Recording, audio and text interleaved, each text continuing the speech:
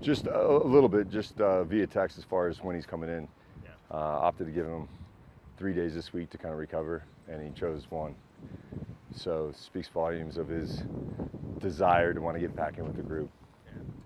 Do you worry about having to protect players from themselves and him playing all that time with the national team, and then he comes back and it's 3 games in 8 days? Yeah, I mean, that's something that we're going to have to, that's a part of the conversation as well. I think, if we're going to keep pushing to climb the table, we're going to need all hands on deck. And so I think just clear as far as him understanding the importance of not him for himself, but him for the team. And I think we'll strike a good middle ground where I think we'll be on the same page as far as making sure that we don't put him through the grinder, because again, he's been playing every 4 days for quite some time now. The travel, the heat, the amount of games he's played, and the amount of pressure that he's had to play with, that all factors into, and we just got to make sure that we get him back to a good head state, a recovered, fit body, to be able to continue to do what he's been doing. Not all minutes are created equally. It seems like the adrenaline was really positive for him. I mean, he might have only played 70 in a game, but it might have felt like 120 with the body. Yeah, again, I think the one thing with Diego, and I think the thing that everyone has recognized, is that he doesn't take a play off, whether it's offense or defense. And so that level of engagement requires a lot of brain power, and the brain uses the same energy fuel that the body uses. And so again, I think he represented himself, I think all of us at the club, really, really well. And I think the way he started the campaign is going to be critical to being the same way he finishes the campaign for us. You also don't like to change the lineup after a good performance or a win. Not all good performances are wins. I suppose not all wins are good performances. Correct. But the last one, I think, qualifies as a good performance and a win. Yeah. So is there a little bit of, hey, I need to keep those 11 in place as much as possible anyway?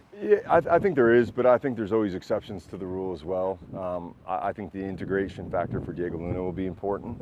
And so, I think, he's been a bright spot for our group. And so I think I think it starts with a conversation to see where his head's at. And then, to have probably the most impactful player on the U.S. team available for us, it'd be a little bit silly not to deploy him in every capacity we can to get a great result the weekend.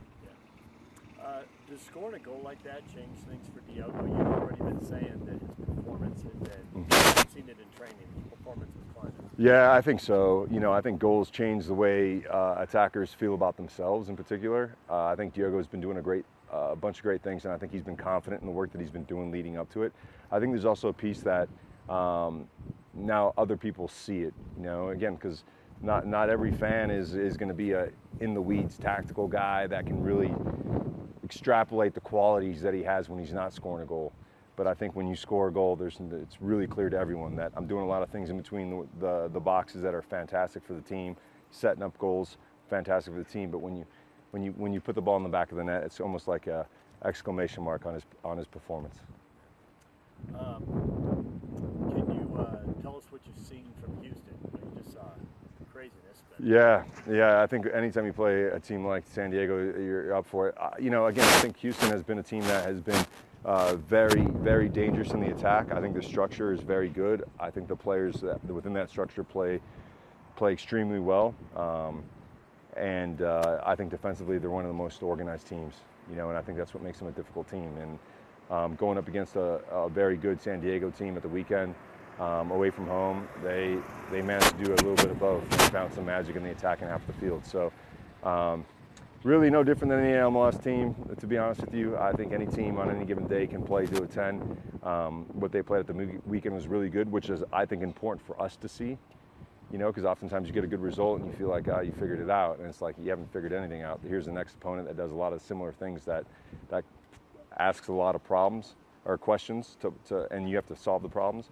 And for us offensively is how do we continue to build on this setup where we have two good attackers that are always stretching. We got guys in between the lines that are doing a lot of great work, and add a new piece in Diego Luna. And I think that'll be the challenge for our group heading into that game. You're the king of continuity, and training camp really matters. And Magada wasn't at camp. Gozo, he wasn't starting, but he's kind of redefined his place in the club. Obviously, Johnny Russell wasn't at camp. settles in and Gozo breaks out. Diego Luna wasn't here, so he hasn't played with those guys. Will it look the same when he comes back? Or are you tweaking things? Yeah, we'll probably have a couple tweaks to our setup. Again, I think the most important thing is to keep players in positions where they feel comfortable. And I think for me, Gozo has been excellent every game, creating huge opportunities for our team. And a lot of times you don't understand what moving a younger player out of that position and how it affects his confidence. So can he do this other thing? Absolutely he can. But he won't, not with the same level of belief as how he's been doing it in real time in games in the last 7 or 8 games. And so I think there's going to be a couple tweaks because we have to put every player in their best position to be successful. And, you know, we've talked about it a lot with the coaches, and certain phases will look the same. Other phases of the game and the attack in particular will look different. And I think defensively we can continue to hold a pretty similar standard and tactical formation on the defensive side of the ball. Is the club getting enough crosses in for William Agata, or is that going to be an area of improvement?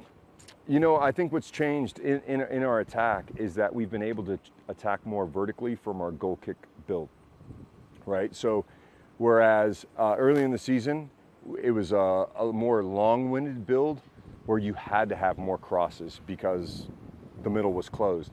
Because of how good we've been in our goal kick build, we've been able to break teams down the middle at speed.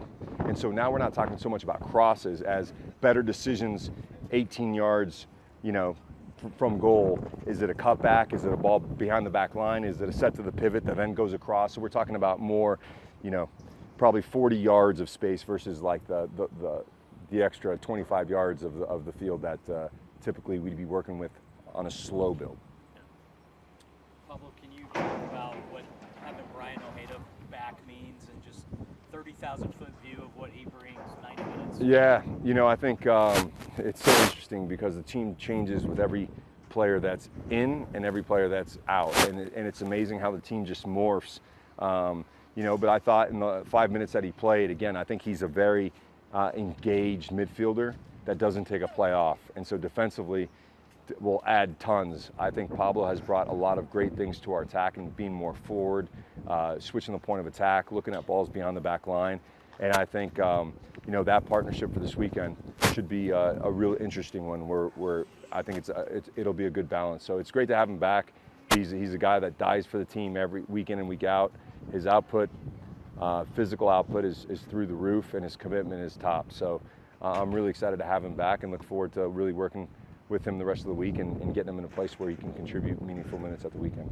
And I know you are next 90 minutes is all that matters guy, but you know, Diego and Ojeda basically were gone for a month but only missed 3 games, and now we've got 8 or 9 games coming up in the next, you know, 25, 30 days. How does that rhythm provide maybe opportunity and you know, give everybody an opportunity to be intense, whether it's for 15 minutes or 90 minutes? Yeah, no, I think one of the things that we pride ourselves on is the understanding that everything that we do is from a perspective of team. And in order to make any kind of run here late in the season, we're going to need all hands on deck. And so these games coming up in quick succession allow us to like look at matchups that we haven't seen, you know, whether it's Pablo and Ojeda, whether it's Pablo and Emeka, and seeing what those things look like, as well as outside backs. You know, Bodie's going to have to get a run here. You know, guys up front, you know, Johnny and, you know, Aiden, Gozo, Lockie, Wolfie. Like, we're going to have to use our whole group, because a big part of what we want to do is be able to really dictate the game on both sides of the ball, and you're going to need fresh legs to do that. So it gives us a really good opportunity. But the most important thing in this 8 games is that the mentality and the standard has to maintain. We have to maintain that same standard that we've had in the last 3 games, and that will be critical for our success moving forward. And I know you've talked about it in the past with your career. Kyle Beckerman used to always talk about when he came back from national team camp, he was flying and he's buzzing, and that would raise the level.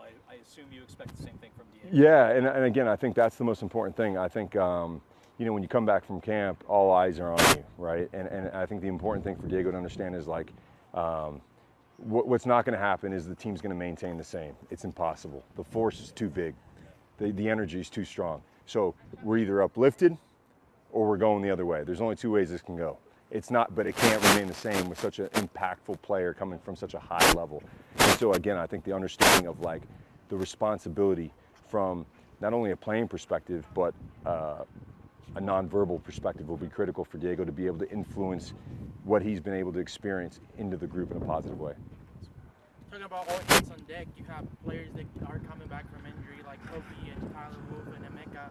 You know, how are they physically and how soon are you expecting all of them to be full training with the team already? Yeah, you know, I think Kobe's making some good strides. He's had some good performances. He'll be available. Emeka will hopefully take part in the majority of our training session tomorrow, which is going to be big spaces, 11s. So he'll be able to get a feel as to where he's at.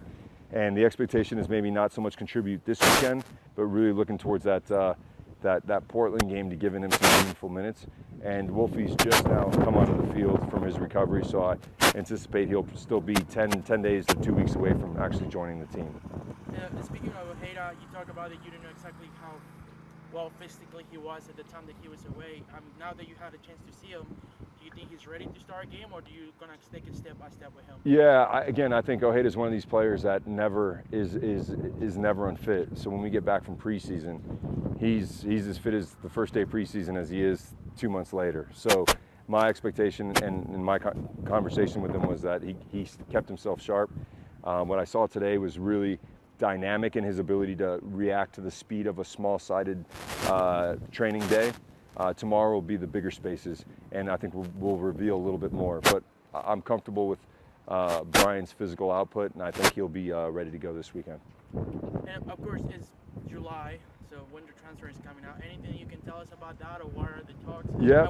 The striker is still the main focus on it? Absolutely. I think that's a position where I think we need to continue to reinforce, and along with another attacker as well. And again, I think some of our better performances in recent weeks have come from having almost a two-striker setup, where we're creating space behind and we can attack that space, but we also have good players underneath. And so two attackers, and then in some of the wide areas, outside back areas, I think is an area where we need to continue to be aggressive and have a little bit more depth. So I would say those two areas in particular are areas that we're looking for. We've come down the road. We've identified quite a few players, and now it's really about the interesting part about having players come to your team is the two situations have to add up. The player situation with his club, where he's currently at, and then our situation with our club. And so there's a lot of work going on behind the scenes, and I expect that we should be able to bring in 3 to 4 players in this window. Okay, and with that being said, you're a coach that really cares about the players that you have and not bringing them down.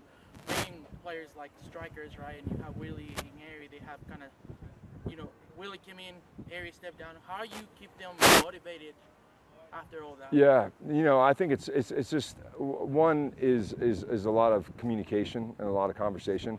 I think, listen, we participate in a world that is always about winning, and when you have new players in, there's 2 ways for a player to receive the information. 1, I'm not good enough, or 2, this is the greatest thing that could have happened to me because I'm going to show everyone that I'm better than the guy coming in, right? And so the communication piece is important, but really it comes down to the individual to rise to the level of challenge and to look at it like the greatest challenge that I'm going to overcome.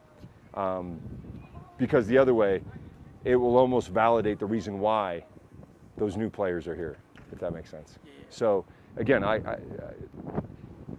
every team in the world is always trying to improve, and sometimes it may not be the guy that we get that starts. It may be just what we needed to get more out of the guys that were currently here.